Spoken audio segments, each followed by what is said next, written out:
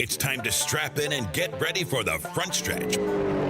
Presented by Joe's Karting. Dan and Dirk are live in the studio today, ready to hear from you at 402-573-0590.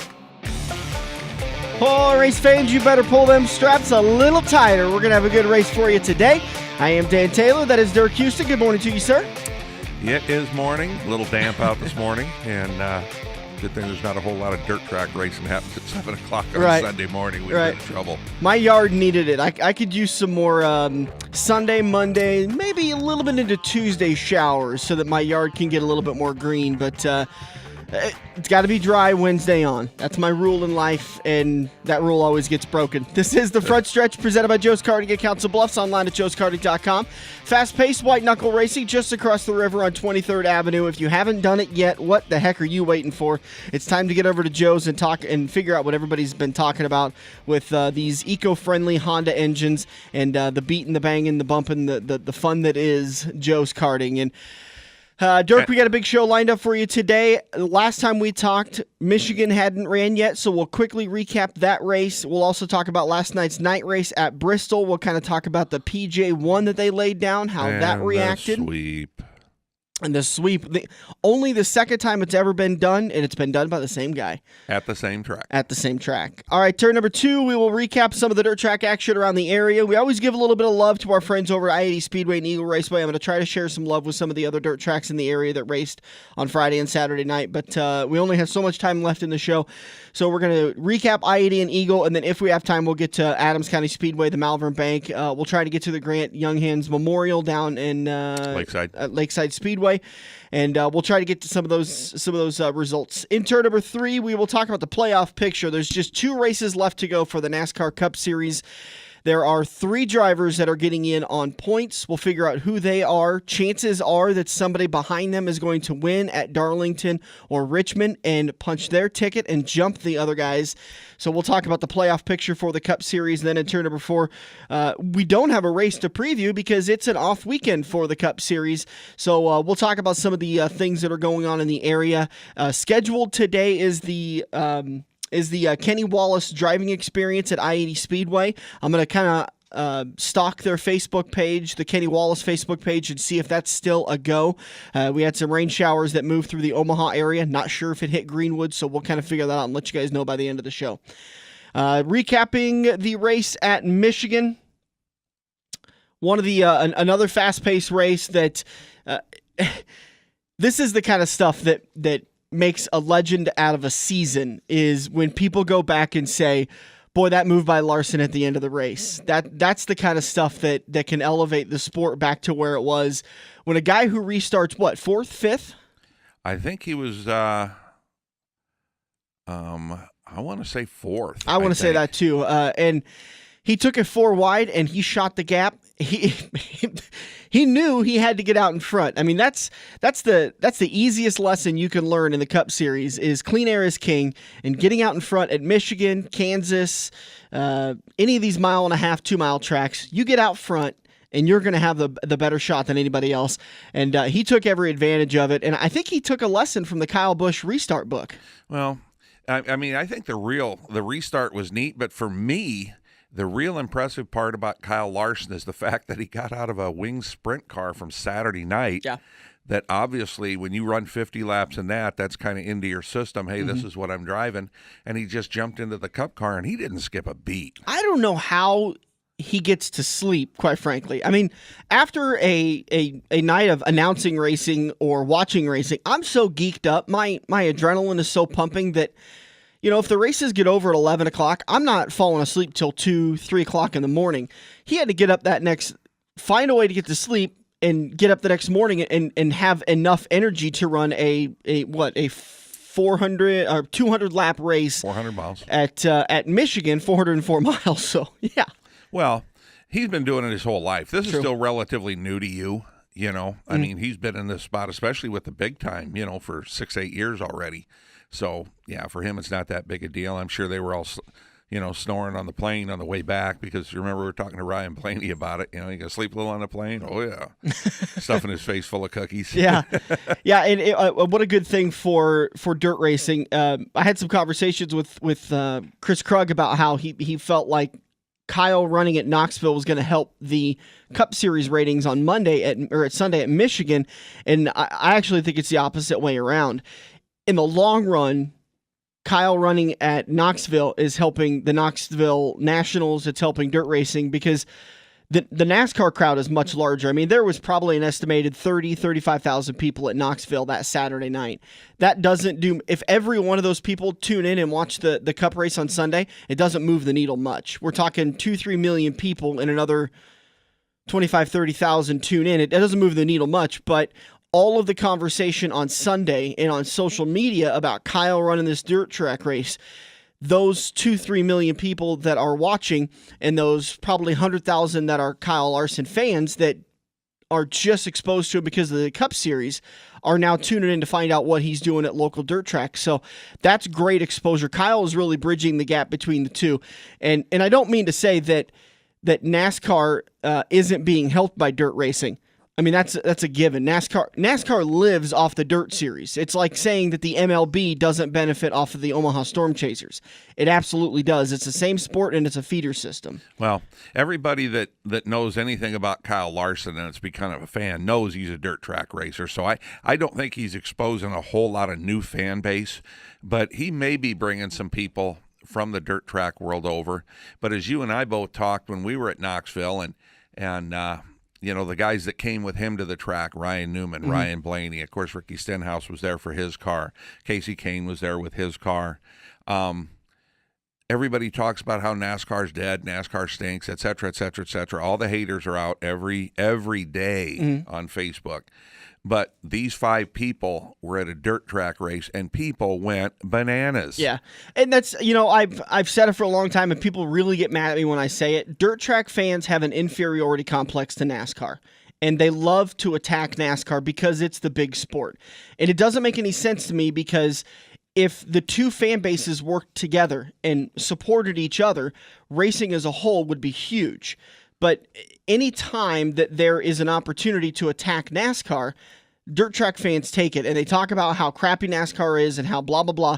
Yet they're the ones that show up with Tony Stewart, Jeff Gordon, Dale Earnhardt Jr., Kyle Larson shirts when those guys are at the dirt track. Well, and half of them, and you see me point it out on Facebook all the time, when they say NASCAR stinks, etc. I'm going to my dirt track. I just hope their dirt track sponsored by NASCAR. Right. They don't believe NASCAR is an organization. All they think of NASCAR is on Sunday. When I was an official, we'd be at a 3-race track like Bristol, and we'd stop to get something to eat after the day at the track or whatever, and you still have your uniform on, and people would look at you and say, "Hey, NASCAR is coming on Sunday." No, we were there at the racetrack we've been today. Here. And keep in mind that with NASCAR sanctioning I-80, the support money that the NASCAR sanctioning body gives to I-80 and is available for Adams County Speedway is amazing. I mean, I-80's been able to make some pretty awesome improvements at that track because of the support of NASCAR. If that's not there, they don't have the funding. I'm pretty sure IMCA is not ponying up the money I've heard is being supported. And that's not to say that the things that the Kaziskis are doing aren't benefiting that track. They're definitely helping, but there's been some major improvements I've been able to see behind the scenes that NASCAR is supporting and saying, okay, you guys are a NASCAR home track, we're your sanctioning body. Here's some money to try and help keep things going. Well, they're collecting money through the year, through the racers, through license and everything else. I mean, there's money going both directions in this deal.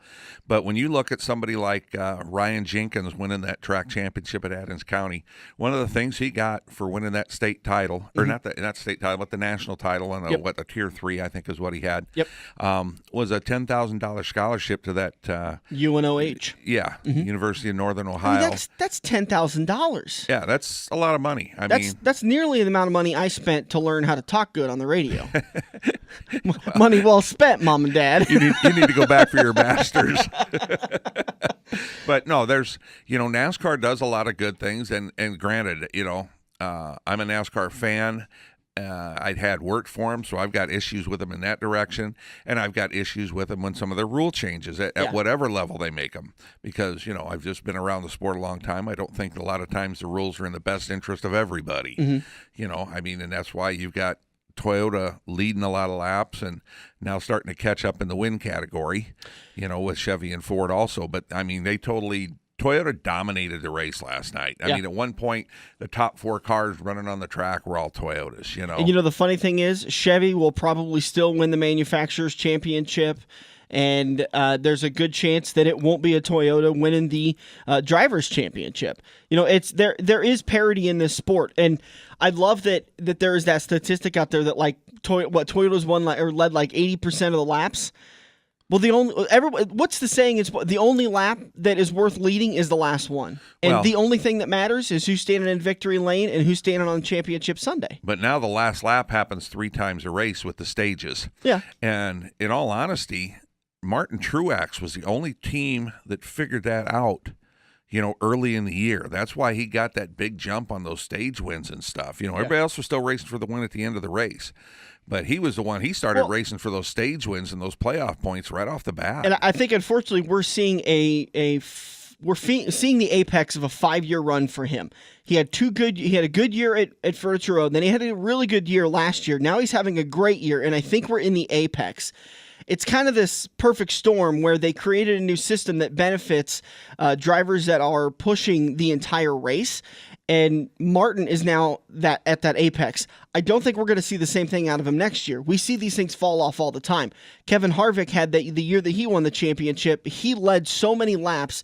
He got 8 second place or wins in a row, tied the NASCAR record, and won the championship that year.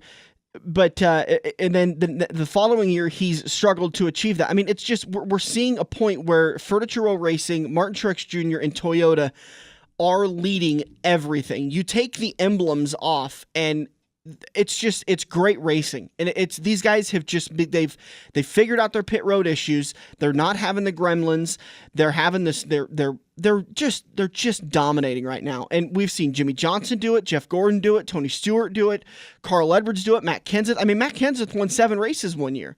You know, nobody was talking about how unfair that was that he was winning all those races. They talked about how he won all those races but didn't win the championship. Because he didn't win the title. Well, otherwise, they would have complained about it. So, anyways, we got to get back on track here a little bit. We're 12 minutes in and still haven't recapped Michigan. But, by the way, any point today you want to chime in on any of the things we've been talking about, give your opinions on the state of NASCAR or dirt track racing, 402-573-0590 is the number to call. Top 5 finish at Michigan. Let's go top 10. Kyle Busch finishes 10th, Jim McMurray 9th, Chase Elliott 8th, Austin Dillon 7th, and Chris Buescher just outside the top 5. Trevor Bayne with a 5th place finish. Again, this is last week at Michigan. Ryan Newman 4th place, Eric Jones good top 3 finish. Martin Truex Jr. comes home runner-up, and Kyle Larson able to get the win. Brad Keselowski and Martin Truex Jr. were both stage winners and picked up more bonus points for the playoffs. For last night's race at Bristol, Ryan Blaney came home with a top 10 finish. Kyle Larson 9th, Kevin Harvick 8th. Trevor Bayne, another top 10 finish 2 weeks in a row. He finished 7th, Ryan Newman 6th, and Kurt Busch is your first car in the top 5. Matt Kenseth 4th, Denny Hamlin 3rd, Eric Jones 2nd, and Kyle Busch ends up getting the win. He sweeps the weekend, and he's starting to play up to the haters. He's played up to him all year. He was just having some bad luck. I mean, let's put the whole thing in perspective. In the truck race, he gets a pit road speeding penalty. So he goes to the back at the start of the third stage and drove through the field in 47 laps to the front. I mean, that's crazy. Gets a speeding ticket in the Xfinity race. Drives through the field to the front and wins. I kept waiting for him to get a speeding ticket last night, and then I kept waiting. It was interesting there at the end when he had to pass a 2 or 3 lap down Brad Keselowski. And, this could get interesting. Yeah. Those two definitely have no love lost between the two. Brad took the high road. What a great run for Eric Jones. He's really starting to come on, and I'm really impressed with these young guys, where it seemed to be in the past that it would take 3 or 4 trips to a race, to a track, before they would start to peek into the top 10. We're starting to see the second time they're coming to the track. Do you think that's the simulator work, or is it just they're that talented now? Well, part of it's they're that talented, but in all honesty, when they put that grip stuff down on the racetrack, they made the racetrack so easy to drive on the bottom. You know, I mean, I hate and that's to say the goal. But that's the goal. The problem is that Bristol turned into a one-lane track for a long time. Well, dirt track fans hate that. Bristol had always been a one-lane track, and that's what everybody's begging it to go back to. Look at the grandstands. I mean, there were people there, but they were nowhere near full. And it used to be 10 years ago, you were waiting in line to get a ticket to this racetrack. You know, you were on a waiting list because the tickets sold every year back to the same people. They would go year in and year out. And then when they ground the track and made it a high groove only track, it just everybody didn't like that. It took the bump and run away. Well, they had to. I mean, they had to grind the track because the surface was worn. Unfortunately, they did take some degree banking out of the track, which may have hurt a little bit. But I think the racing last night was great. It allowed for an opportunity of a lot of passing. We didn't really see a lot of chrome horn because I thought the racing was fine. It was fantastic. And if that continues, if they continue to use that PJ1 and they continue to have the racing last night, the fans will come back. Let's not kid ourselves. We're never going to get back to where we were in the 90s where there was a 5-year, 10-year waiting list. You know, the Green Bay Packers no longer have a waiting list for season tickets. The Nebraska Cornhuskers no longer have a waiting list for season tickets. They actually have season tickets available now. And so my point is that the consumer has changed. People no longer commit to an entire year of that much money. They buy on a weekly basis. And for NASCAR fans, it's unfortunately the pool of people that are available to buy this ticket has shrunk. But there is still fans out there that can come to the races. And I think that Bristol is definitely working hard, along with NASCAR and a lot of these tracks, to get the racing back to side-by-side, able to pass. And there was a little conversation as I was coming in. We're gonna have to save it for another show about the side-by-side racing and where NASCAR's going with it. But I thought the racing last night was really good. It showed again that the low downforce package that NASCAR has brought is really working at the short tracks and the intermediate tracks. If they could get it up to the speedways, to the 1.5 and 2 mile tracks, to where they're able to do that passing and aero isn't so dependent, I think that'll be the next big step to bringing back the ratings and the seats. I think the next big thing will be cutting down the 1.5 track races. You know, they've only got 3 races on 2 mile tracks. Yeah, I love that. They've got 6 races on 2.5 mile tracks, you know, with Pocono, Talladega, and Daytona. You got Michigan with 2 races and California with 1 at 2 miles. You've got 20 plus races on 1.5 tracks, and that is what killed the sport. I loved how they pooled some of the NASCAR drivers and said, how would you make the sport better? And I think nearly every one of them said, cut down the season. The problem is we've muddied the waters. We've given too much exposure. I mean, there's 36 races to where when I sit down, a host of this show, a fan of the sport, and a guy who runs a fantasy league for our fans, I sit down to a race and I say, you know, there's 35 other races. I don't need to watch today's race. But if there was 20 races, it'd be a little bit more important for me to catch every single one of those races. Well, there used to be 70 plus races a year. And we cut them down. Yeah, and I mean, you've cut it, you know, more than in half. You know, I don't think 36 races is too many. I really don't. I might, and we've talked before about clumping them a little better, you know, putting a general area before, you know, like in the spring when they go from, the West Coast swing? Well, and then they come all the way back to Martinsville for one weekend, then go back out west, and that's crazy. Yeah. They go from like Phoenix to Martinsville to Texas or something. Well, to be honest, I'm sure there's a legit, you know, we know that we've talked with track presidents. There's so many things that go into scheduling it that if NASCAR had their way of doing it like that, it would be great for NASCAR, but it would affect the tracks, the local economy, and sometimes just not in the cards to do that.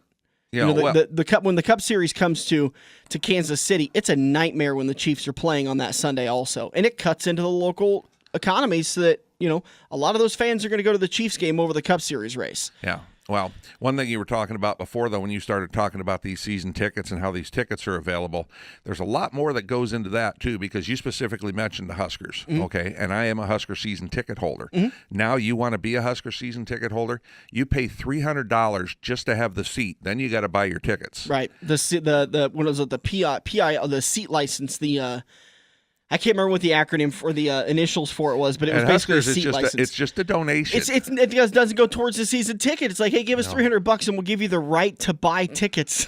Oh no, you'll get to buy a ticket. It won't be a right to buy a ticket. They're going to sell you a ticket for $399. Yeah. That's $57 a seat on top of the $300 you pay. Unfortunately, as a capitalist society, the reason why they can do that is because we'll pay it. Exactly. Supply and demand. We got to take a break. We'll get back on track. Stan Cisar is going to join us coming up here in turn number 2 to recap Saturday night, last night's action at Eagle Raceway. We'll be back here on the front stretch. This week's young gun is third-generation racer Zach Zeitner. Like most Zeitners, Zach grew up at the dirt track watching his cousins, dad, uncles, and grandpa race. After watching for 15 years, Zach sat behind the wheel of a dirt cart at Little Sunset Speedway where he won a track championship in the cage kart class. This season, Zach traded up to his first dirt late model where he competes weekly at I-80 Speedway and Shelby County Speedway. His goal this year is to learn as much as he can and, of course, beat his dad, which he's already done. His long-term goals include racing at the highest level that dirt late models have to offer, like the Malvern Banks Super Late Model Series and the Lucas Oil Late Model Series. Outside of racing, Zach loves to fish and hunt. He's even lettered in his high school trap shooting club both this year and last year. Make sure to keep your eye out for Zach Zeitner as he carries on a long family tradition of dirt racing in the Z76, Zeitner & Sons Trucking, Stumpy's Custom Creation, Kelly's Painting, and more late model. This week's Young Gun has been presented by I-80 Speedway, home of the Cornhusker Classic, October 13th and 14th. The 2017 season is winding down at Nebraska's premier dirt track, I-80 Speedway. Time is running out for you to experience the sights and sounds that everyone's been talking about. This Friday, I-80 Speedway pays tribute to a legend in the dirt racing community with the Speedy Bill Smith Memorial. Jack Dover, Corey Ledger, Shaylee Bade, and 20 other Nebraska 360 sprint cars all compete for the right to stand in victory lane. Get your advance tickets at i80speedway.com for this Friday's Speedy Bill Smith Memorial.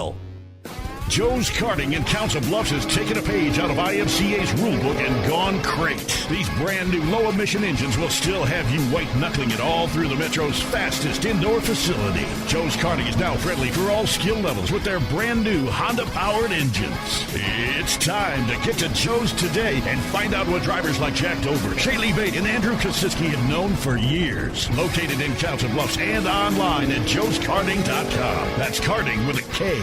Dan and Dirk are rolling into turn 2 with a little attitude on the front stretch. Do we have attitude today? We got sleepitude. That's true. Lack of sleepitude. Staying up last night watching the Bristol night race, watching Race Monitor, keeping up to date with all the things that are going on in the local area. And I will admit, I got off track and I watched the fight afterwards, all 7 minutes of it. Yeah, Terrence Crawford. Body shot. Puts the hurt on the world champion. It's pretty pathetic, actually. Let's talk about some of the areas around some of the results around the area. I was at Friday night at Eagle Race. Let me get a little crossed up here. Get a little wedge put back into my mouth and kind of figure this thing out. I was at I-80 Speedway on Friday night, trying to do some pit reporting. And some of the action from Friday night's NASCAR weekly racing action, there is, after Friday night's action, there is just one more week, There is Championship Sunday left for a lot of these series that comes down to, it's just within 8 points, which for every position on the track, it's 2 points.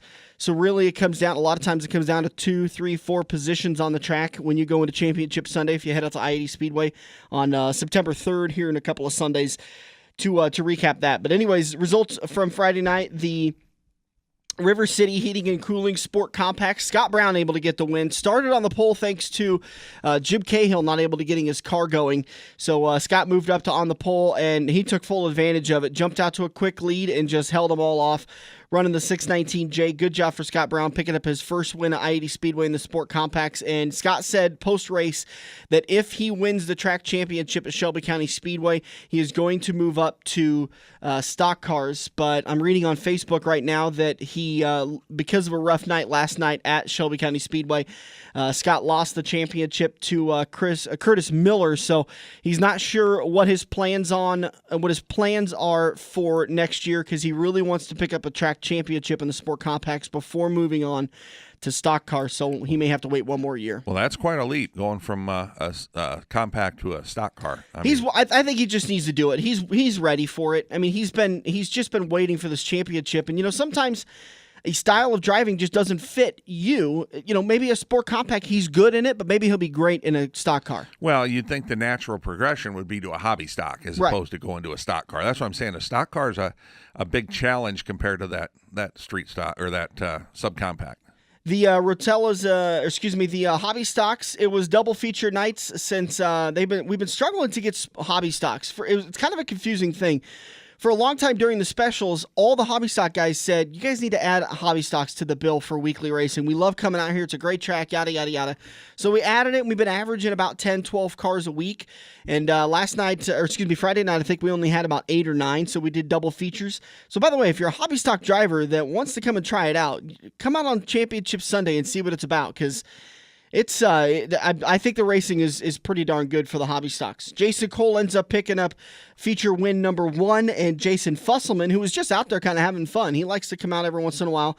He's not able to race weekly for points championship, but I kind of pressed on him during the Victory Lane interviews, and said he's strongly considering running next year for the track championship at I-80 Speedway. So Jason Cole and Jason Fusselman picking up the feature wins. For the Rotella's Italian Bakery stock cars, Keith Knopp makes his way out to I-80 Speedway, and just an incredibly fast car ends up picking up the win.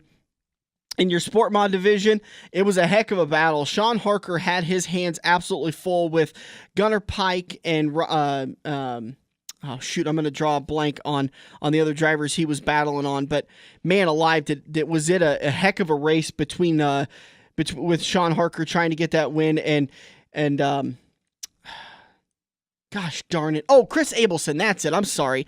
I was drawing a blank on the other car. Chris Abelson was the other car that he was really battling with, and it came down to 4/100ths of a second of a victory for Sean Harker, who ends up adding to his point lead and picking up the win. Josh Sink was up there battling hard. Justin Bell, Gunnar Pike, and Ari Scout. Now, these were sport mods, you said? Yep. What was Chris Abelson doing in a sport mod? I mean, that used to be one of IMCA's biggest no-nos, was when you drop down a class. He's been an A-mod driver forever. Yeah, he's been dallying in the sport mods.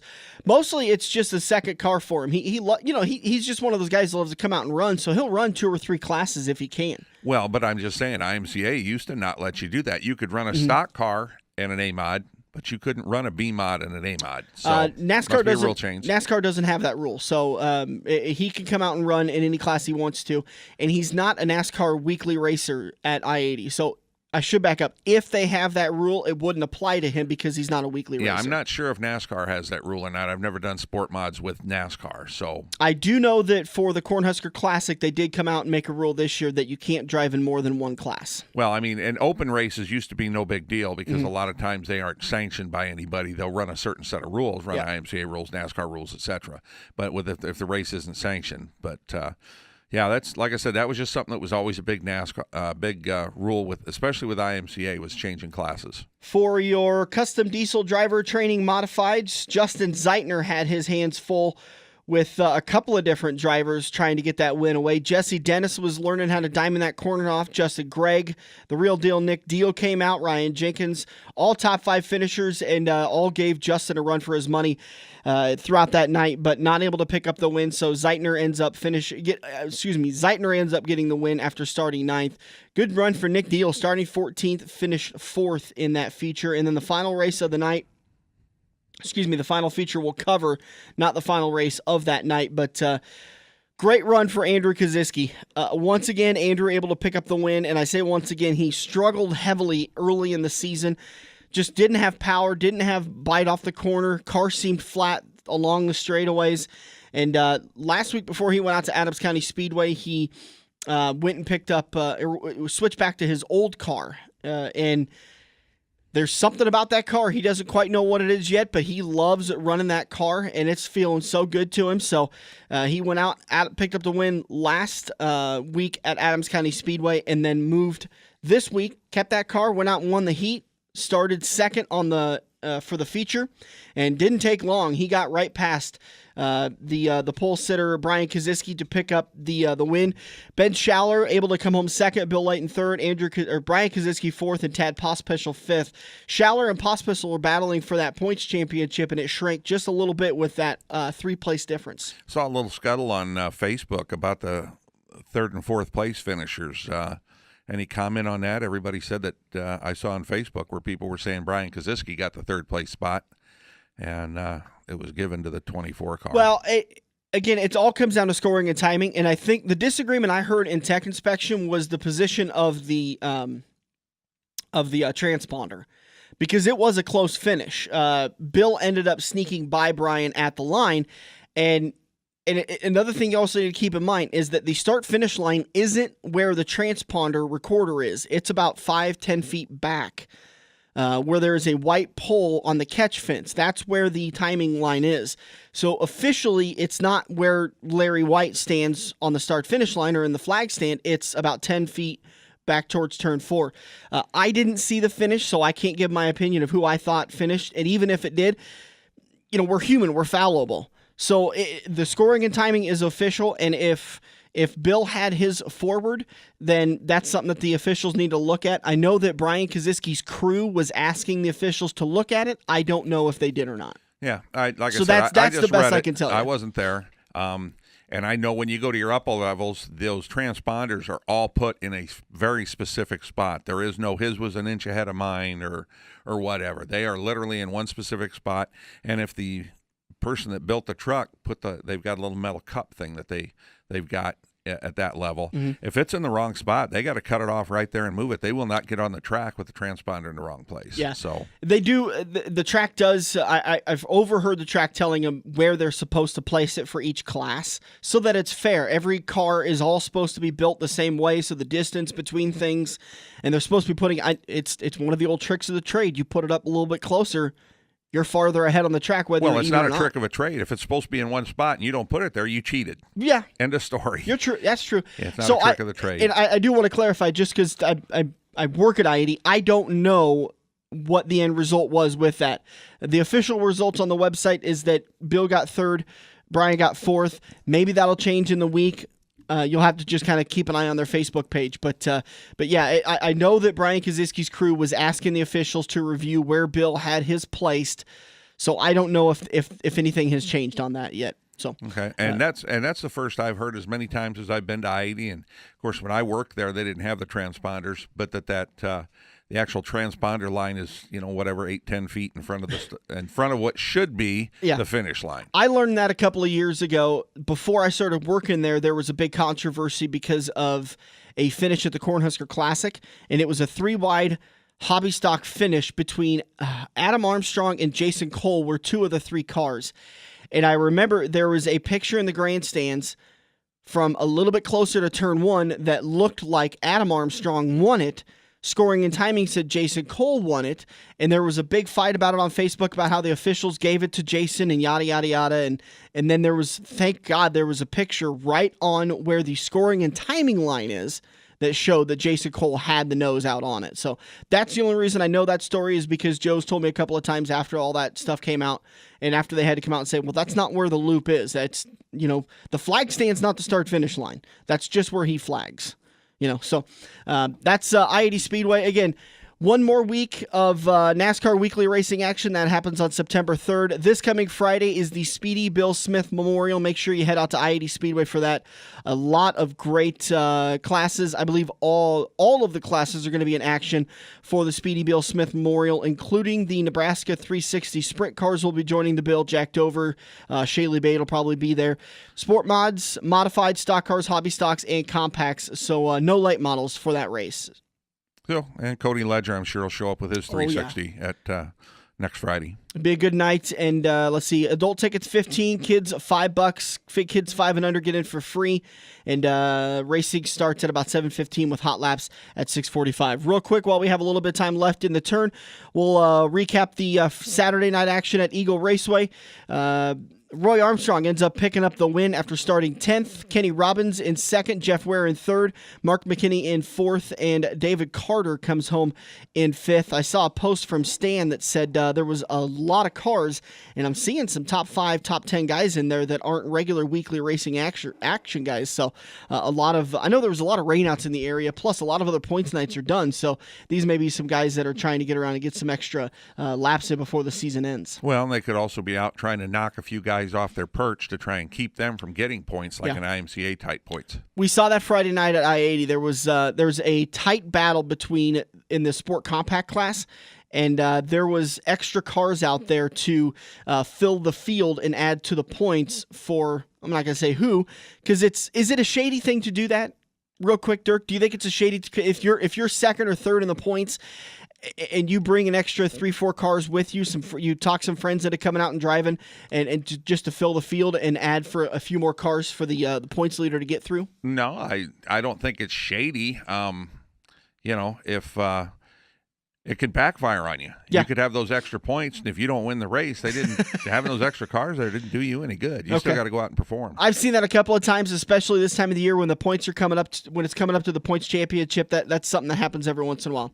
For your modified class, Anthony Roth ends up getting the win. I believe he won last week too, so 2 weeks in a row for Anthony.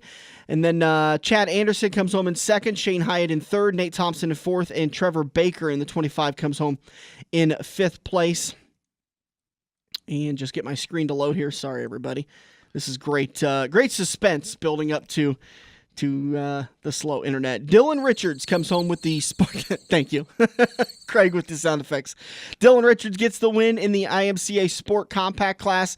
Zach Bullmeyer in second. John Martinez in third. Justin Brown in fourth. And Cole Creekow, who is your points leader at Eagle Raceway, ends up coming home with a fifth place finish.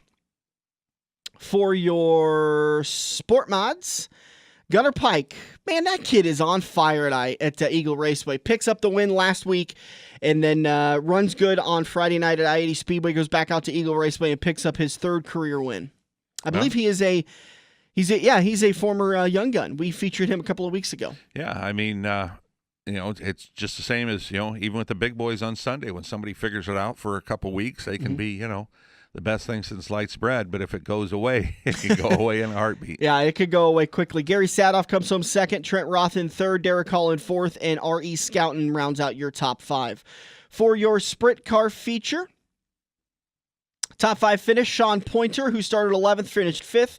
Tyler Drucke in the 4th spot. Trevor Grossebacher started 9th, comes home 3rd. Stu Snyder gets your runner-up finish, and Jason Martin just before, as things are starting to heat up for the IMCA Race Saver Nationals, Jason Martin comes home with a win after starting 12th. So that is your Eagle Raceway recap action. We've kind of ran out of time, so I apologize, not able to get to some of the other tracks in the area. Don't forget the Race Saver Nationals coming up here in just a couple of weeks. September 2nd? Labor Day weekend. Yeah, I believe it's that Friday, Saturday, Sunday of Labor Day weekend. Get your tickets in advance. Get all 3 days. I mean, there's going to be over 125 cars. I think Stan was telling me they were at 112 when I talked to him earlier this week. So the registration is hot and heavy, and cars are getting in there.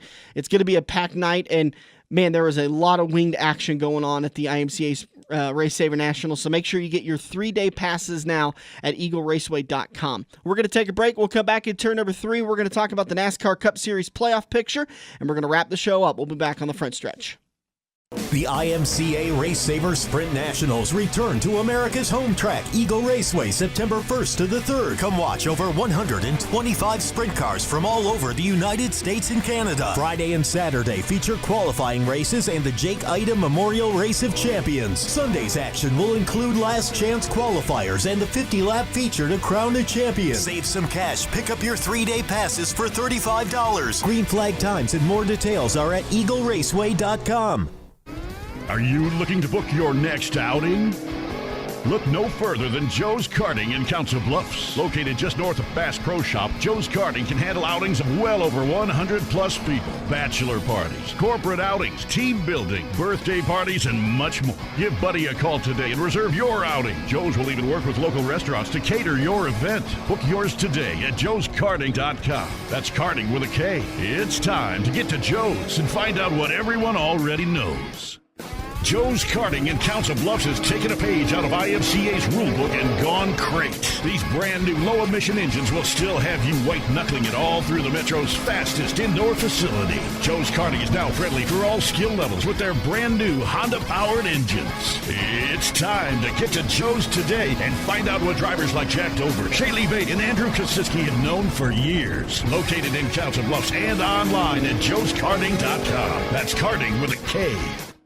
Numbers. In NASCAR, numbers represent speed, passion, guts, and glory. Because numbers represent drivers.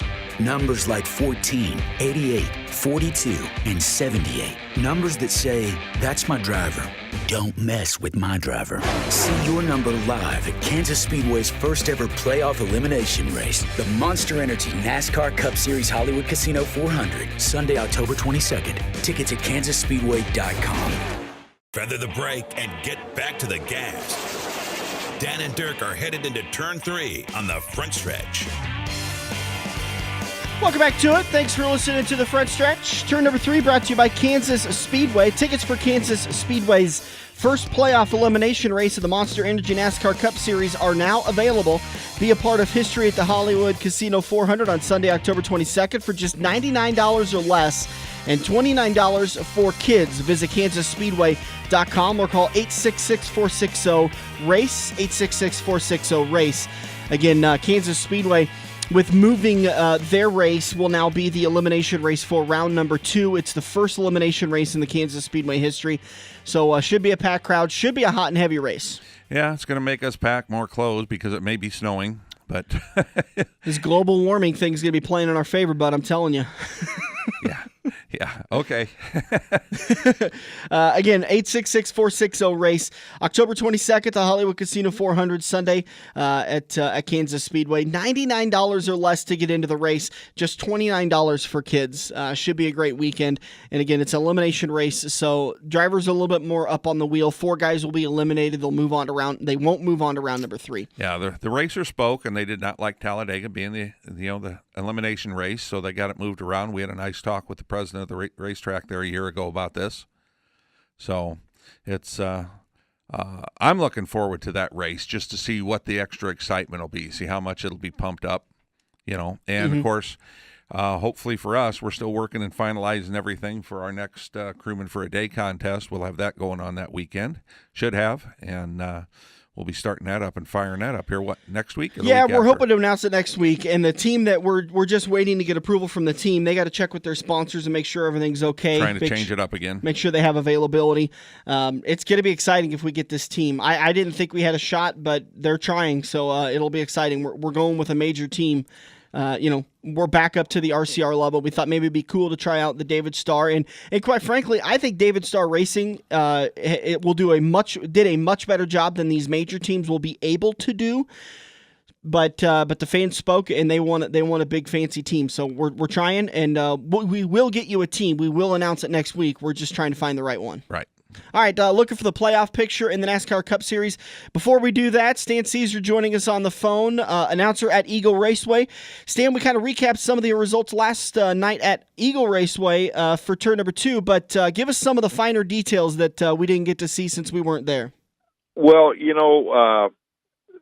starting out, a great night for racing. Just a beautiful night. The weather was perfect. We had a great field of cars on hand, back to 5 heats in the sport modified division, wow. 35 sprint cars in the house. A couple guys coming in, starting to think about getting tuned up for the Race Saver Nationals that'll be coming up here in a couple of weeks. But talk about the points battles just a little bit. Yeah. In the starting out with sport mod division, Trent Roth going into the night holding an 11-point advantage over Sean Harker, and that was basically it's a two guy deal coming down to last night and next Saturday, the final 2 nights in the point standings. Of course, Gunnar Pike, you saw Gunnar picked up that second win in a row, and this kid is really coming on strong. 2017's kind of been a breakout year for him, and he's having a great year at both tracks. He picked up the win, and Trent Roth hanging around back there in that third spot. But the real story is Sean Harker, who was second in points, and he's been pretty tough guy, very consistent all year long, finished in the 7th position. So Roth able to pick up a few points in that points battle going into next week's action, which will be the final week. In the hobby stock division, Jeff Ware has led points most of the season. Roy Armstrong got off to a slow start this year, but he's been coming on strong in recent weeks. He's another guy that picked up his second win in a row. Ware, though, did finish back in the third spot, and so he's going into last night's deal. There was 10 points difference between first and second in the hobby stock division. Wow. And Roy cut into that lead just a little bit, but going into the last night, Ware still will have a 7-point lead going into that deal. And in the A modified division, what a great race it was all night long. And another guy that he was in the points picture kind of last week, and he got involved in an accident early on. That was Anthony Roth, and he was only, I think, 5 points out going into last week's action. He got knocked out in an accident on the second lap of the race, so that gives Shane Hyatt a little breathing room. Hyatt had a 16-point lead over Rick Gromp, and Anthony Roth had dropped all the way down into fourth. Well, last night Roth comes back, picks up the A feature win again. The story in that class was Shane Hyatt. Hyatt was taken out in an accident in the heat race and did some major damage to that car. I mean, it looked like it was going off. They picked it up with a stick and a spoon, and tried to get it back to the pit area. And the crew worked long and hard on that thing. He started dead last in the feature, and much like Bob Zobek the week before, he raced his way through the field, got up, actually was in the second spot, and he was out-dueled right on the last couple laps by Chad Anderson for the second spot, but he still finished third. So that protects his point lead, but things are going to be really tight.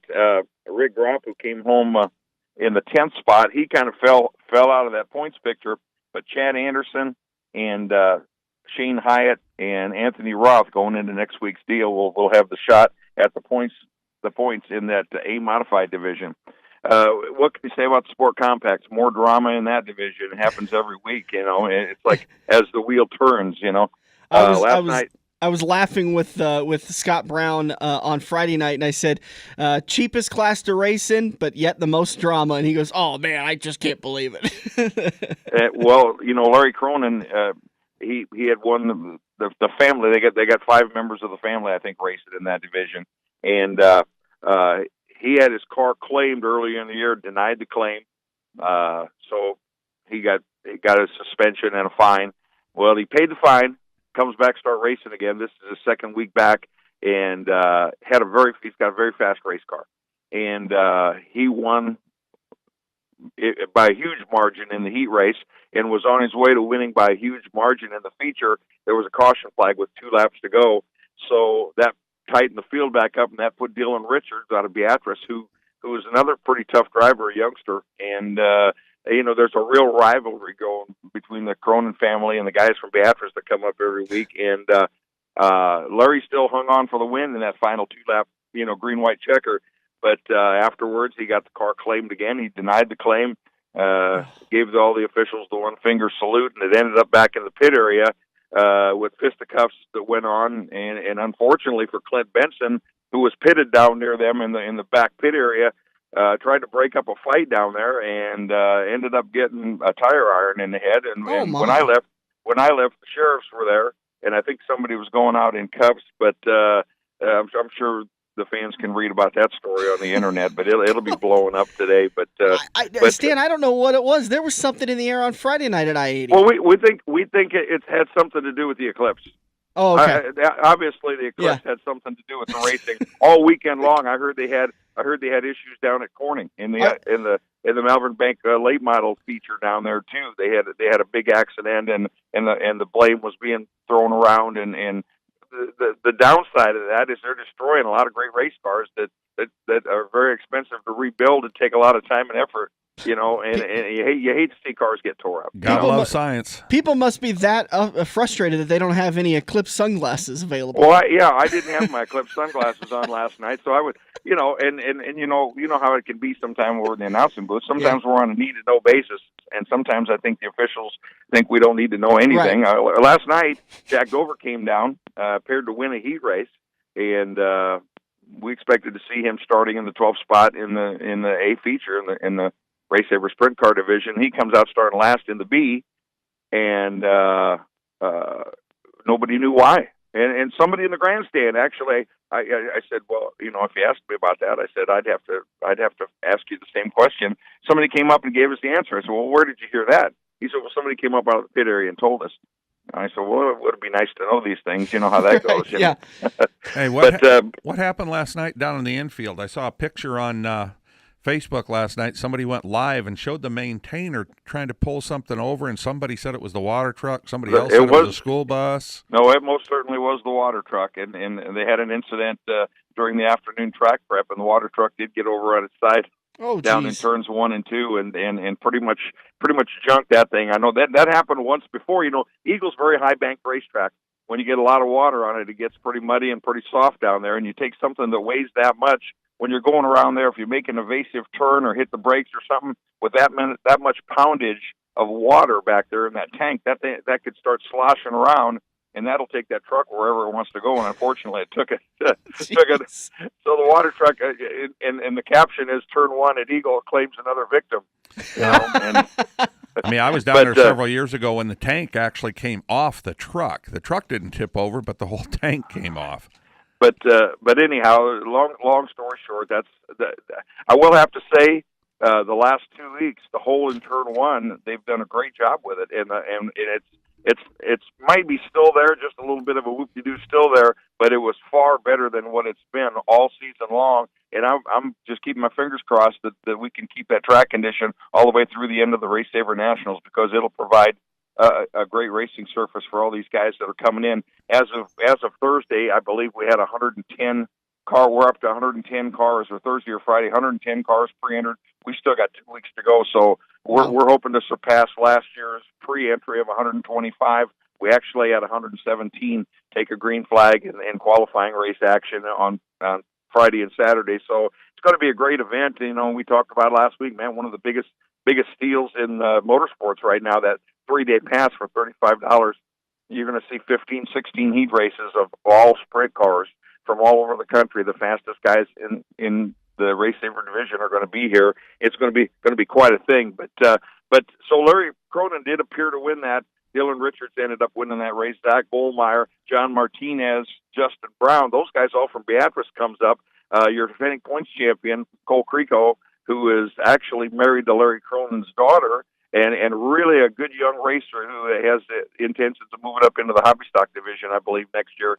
He's been testing the waters a little bit, and he ends up being the first Eagle guy, and he came home in the 5th spot after the disqualification.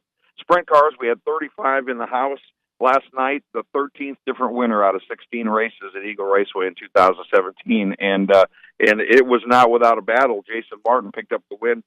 Stu Snyder, Trevor Grossenbacher, Tyler Drucke, Sean Pointer, a guy that's had some troubles this year. He wrecked a race car, came back in a new chassis. Early on in the season, he had engine issues, but he had a strong 5th place finish last night. And the real story in that division is going into last night's action. Adam Gullion was your points leader, and he had a 17-point advantage over Tyler Drucke. Well, Gullion picked up the last transfer out of a very, very tough B main that looked like an A main last night, and that thing was 19 cars. It went 15 laps, green-white checker with no cautions, and getting from those last row and last 2 rows was a pretty tough fact. Cody Ledger comes home in the 8th spot. Jack Dover comes home in 8th. Cody Ledger right behind him in 9th, and they raced their way through the field. But by that time, the leaders were gone, and on a very, very fast racetrack, and so it's very, very tough competition in that deal. And so Gullion now lost an engine while running in the 13th spot. Tyler Drucke in the final standings ended up running 4th. So that's going to make that thing pretty tight. I mean, Adam's probably going to have less than a 5-point lead going into the final points night last night, or next Saturday night. So it's going to come right down to in at least 4 of the 5 divisions. It's going to come right down to that final night of the points, and that's going to make things real interesting. So once again, be a great way to end the season. Then the following week, we got the big one that comes up, and then another race that we're really looking forward to. Yeah. Malvern Bank Super Late Model Series is in the house. The Wingless Auto Racing 410 non-wing sprints will be there, and then the Race Saver sprint cars for the Nebraska Cup. And that comes up special Friday night edition of the races on September the 8th. So, no shortage of action at America's home track. Last night was no exception, man. 3 more weekends of racing, Stan, and then we're done at Eagle. Yep. Appreciate you calling in. Thanks for your time, bud. Have a good Sunday. No problem. You too. You too, guys. Have a good one. Thanks, bud. Dan. Real quick recap in Adams County Speedway. Brian Van Osdale gets the win in the Sport Compacts. Luke Ramsey gets the win in the Hobby Stocks. Tony Hardesty in the Stock Cars. Jared Weston picks up the Sport Mod win, and Kyle Burke picks up the Malvern Bank Super Late Model win for that class. So that points battle in the Malvern Bank Super Late Model Series is coming down to a last couple of weeks. Yeah, but it looks like Kyle Busch is starting to put things together here at the end of the year after his rough start. Kyle to the Busch season. or Kyle Burke? Excuse me, Kyle Burke. He drives like Kyle Busch sometimes. Oh, he's like a madman. he definitely, like I said, he's getting it done right now. And I could have said either name because they've been interchangeable the way this season's gone. That's absolutely true. We're going to take a break. We'll come back in turn number 4. We kind of cross things up just a little bit. We are going to recap, or we're going to talk about the playoff picture for NASCAR coming up in turn number 4. We'll be back here on the front stretch. The 2017 season is winding down at Nebraska's premier dirt track, I-80 Speedway. Time is running out for you to experience the sights and sounds that everyone's been talking about. This Friday, I-80 Speedway pays tribute to a legend in the dirt racing community with the Speedy Bill Smith Memorial. Jack Dover, Corey Ledger, Shaylee Bade, and 20 other Nebraska 360 sprint cars all compete for the right to stand in victory lane. Get your advance tickets at i80speedway.com for this Friday's Speedy Bill Smith Memorial. If you love wings, if you love rings, and all kinds of other tempting things, great times, great food, get to Quaker Steak and Lube. Quaker Steak and Lube is the official watering hole for the front stretch and the best place to catch all the NASCAR action today. Open at 11 a.m. with delivery available to Council Bluffs. Great times, great food, get to Quaker Steak and Lube.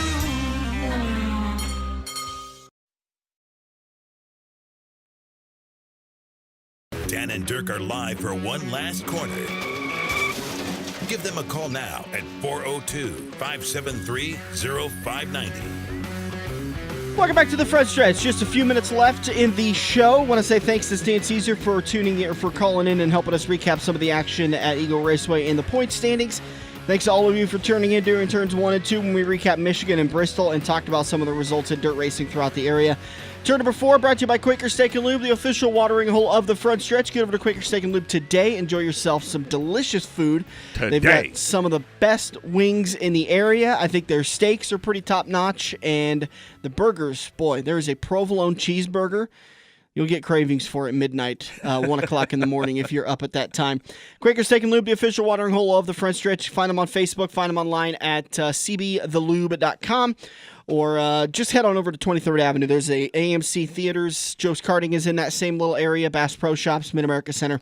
You really can't miss it. Are they having an Eclipse truck this Monday? Yeah. There is a Touch a Truck event going on tomorrow. Eclipse truck. Right. So there's you can watch the Eclipse and then come over to the Touch a Truck event. It's a great event for little kids. Thanks for reminding me about that, Dirk. I completely spaced it. But a lot of cool things. A lot of the things you don't get to get up close and personal with for a child. You know, like fire trucks, tractors, combines. Jack Dover's usually around there with his rig and race car. You know, I know the kids love that. And like I said, there's usually a fire truck there. Mm-hmm. I mean, I've seen a sanitation truck. Yeah, it's the little stuff. Quite a few things. Yeah, it's kind of cool to go and see. It's free to participate in, and there's a great special on Kids Night. I think kids eat for 99 cents with the purchase of an adult entree. So a great deal over at Quaker Steak and Lube going on tomorrow. Make sure you head down for that. Dirk, we have just a couple of minutes left in the show, so the playoff picture for NASCAR is starting to solidify. Looks like Martin Truex Jr. is going to claim the regular season points championship. He had a chance to clinch it with last night's win, or with last night's results, but he just wasn't able to lock it up, so he's got a chance at really locking that up next time we race at Richmond or at Darlington. We wrap up the regular season. And if people don't realize what a huge deal that is, that's going to be 15 15 more playoff points. That's going to put him over 50, I believe. That will put him at 50. Right now he has 35 playoff points. If my math is correct, carry the 1, dot the I. Yes, that is, he will have right at 50 if he doesn't get any more stage points or wins. And I'm going to bet on the average for the whole season that is one race. I mean, there's been a couple sweeps. There's been a couple 60-point weekends for somebody. But I'll bet the average is real close to 50. Mm-hmm. So you are only making him race 2 races out of every 3 in the first couple rounds. So it's a big deal. Kyle Busch is seated second with 20 playoff points. Kyle Larson seated third with 18. Jimmy Johnson seated fourth with 16 playoff points. Brad Keselowski, 2 wins, 14 playoff points, seated fifth. The playoff bubble sits like this. Chase Elliott is 14th in the playoff seedings, 69 points above the cut. Matt Kenseth, 61 points above the cut. Jamie McMurray is the last car, 58 points above the cut. Clint Bowyer, Joey Logano, Eric Jones, Daniel Suarez, 17th through 20th respectively. They all have to win. They cannot make up that many points. Mathematically, yes. Realistically, no. They can't make up that many points with only 2 races left to go. So if Bowyer, Logano, Jones, or Suarez wants to get into the playoffs, they're going to have to win. And my money is Bowyer at Darlington. Yeah, see, I don't think those guys are going to win and get in, because I think if anybody's going to win out of that bunch, you're looking at a win probably out of Matt Kenseth. You think so? And even though he doesn't need to, I think that's where you'll see it. He definitely want to. He looked like he had a pretty decent car last night, but if they'd have got a yellow and he'd had a 50-lap run, he'd have probably won it at the end. We got to wrap it up for today. Thanks, everybody, for joining us. We'll do it again next weekend as the front stretch rolls on, presented by Joe's Karting here on AM 590, Omaha's ESPN Radio. The IMCA Race Saver Sprint Nationals return to America's home track, Eagle Raceway, September 1st to the 3rd. Come watch over 125 sprint cars from all over the United States and Canada. Friday and Saturday feature qualifying races and the Jake Ida Memorial Race of Champions. Sunday's action will include last chance qualifiers and the 50-lap feature to crown a champion. Save some cash. Pick up your 3-day passes for $35. Green flag times and more details are at eagleraceway.com.